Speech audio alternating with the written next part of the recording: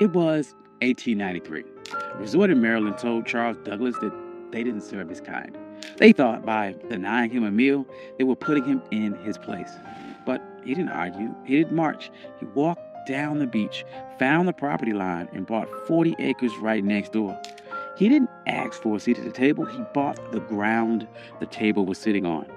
This is the story of how Charles Douglas turned a restaurant rejection into the first black municipality in the state of Maryland. This is One Mike Black History, and if you like stories like this, you can find more stories like this at onemikehistory.com. But without further ado, let's get started. To understand this heist, you have to understand the insult. It was August of 1893. The Chesapeake Bay was the playground for Washington and Baltimore's elite. The system at the time called the place Bay Ridge. It was known as the Queen of Chesapeake. It was a grand hotel, massive boardwalk, and a restaurant that promised the finest dining on the East Coast. Charles Douglas and his wife Laura, they weren't there to make trouble. They were blackocracy. Charles was a high-ranking official at the Treasury Department. He was polished, he was wealthy, and he was a veteran. He walked into the restaurant at Bay Ridge and asked for a table. The waiter did not look at Charles's uniform. He didn't look at his credentials. He just looked at his skin color and said, "We don't serve your kind here." Now, this is the moment where the struggle would usually kick in. The textbook version of this story would tell you how sad Charles was. It would talk about the pain of segregation. But Charles Douglas didn't have time for that. He had a military mind. And he looked around the restaurant and saw white families eating. He saw the owners counting money.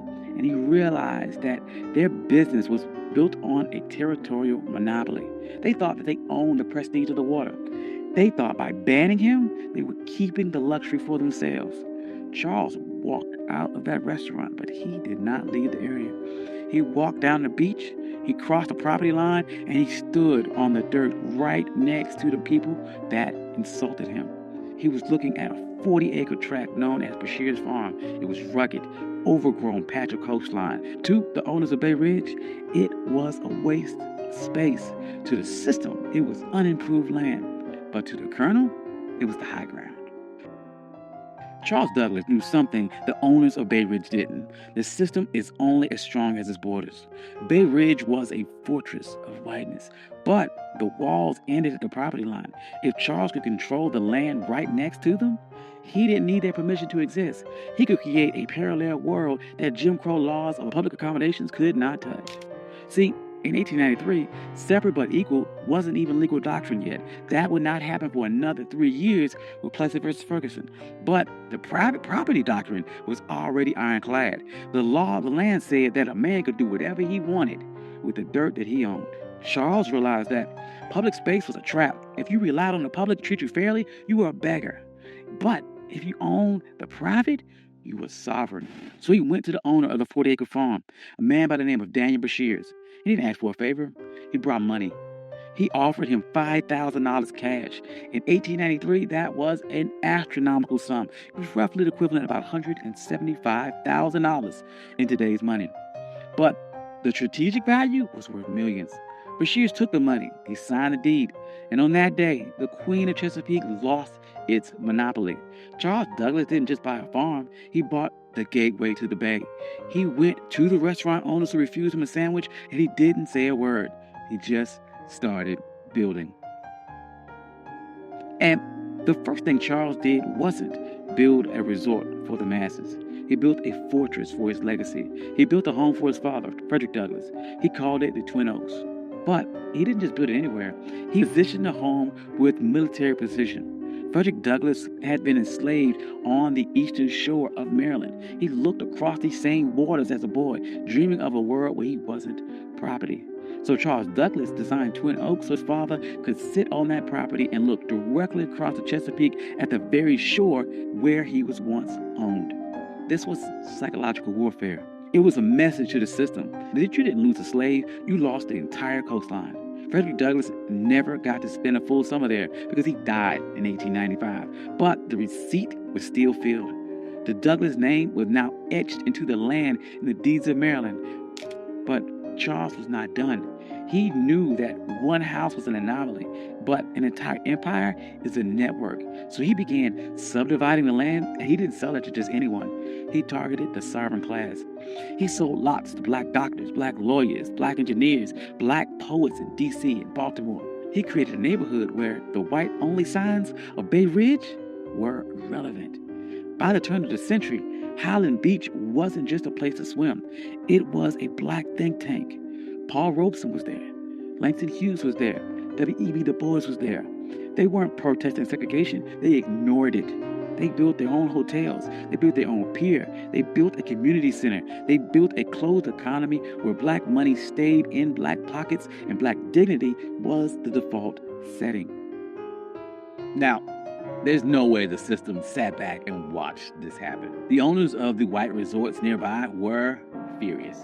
They saw the private property loophole working against them, and they realized that they had lost control of their territory. So they tried to use paper weapons.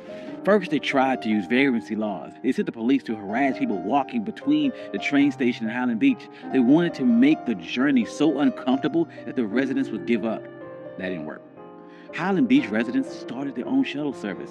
They controlled the logistics. Then the white resort owners tried to use a legal glitch. They realized that Highland Beach was technically a part of an unincorporated area. They thought they could use local zoning boards to condemn the land or pass an ordinance that would tax the Douglass family into bankruptcy. They tried to treat Highland Beach like a nuisance. But the residents of Highland Beach were some of the smartest people in the state. They knew that in America, the ultimate hack for land was municipal status. In 1922, they executed their final move of the heist. They petitioned the state of Maryland to become an unincorporated town.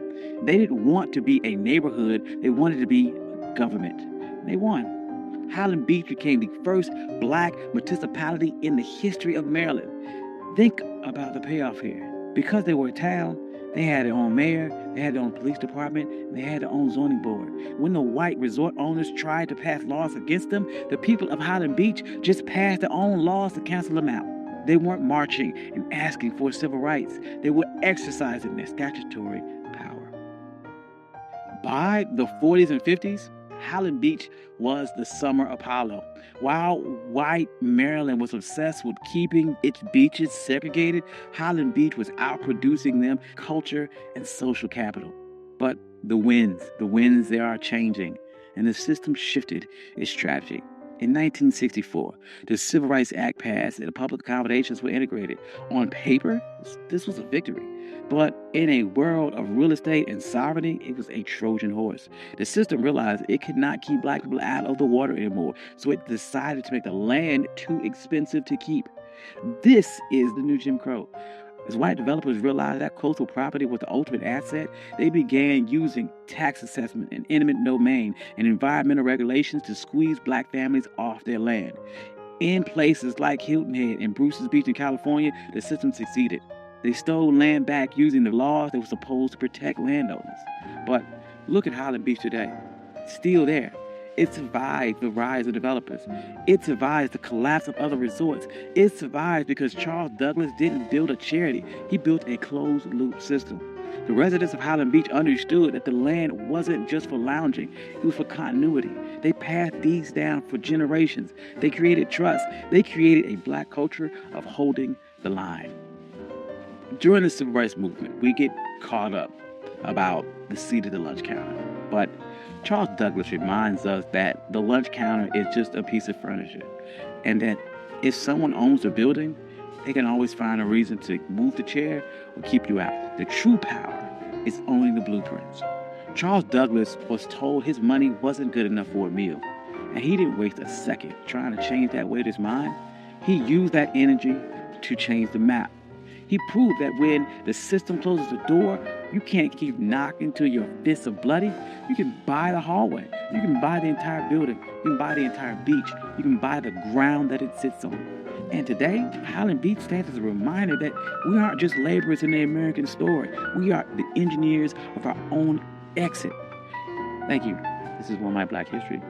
I'm your host, Country Poor. If you like stories like this, you can find more stories like this at OneMicHistory.com. Hope you enjoyed this. This is something different. I enjoyed this a lot. Trying to do, once again, more stories about agency, about pattern interrupts, people overcome, and how they took a system that was designed to keep you back and beat it and overcame or outsmarted that system. Hope you enjoyed that. I'd like to thank all my day ones. You guys are amazing. Thank you guys all for coming out. Financial contributors. Oh, yes. And if you don't see your name here, please reach out to me. I'll add your name. I'm sorry. I love you all. Peace.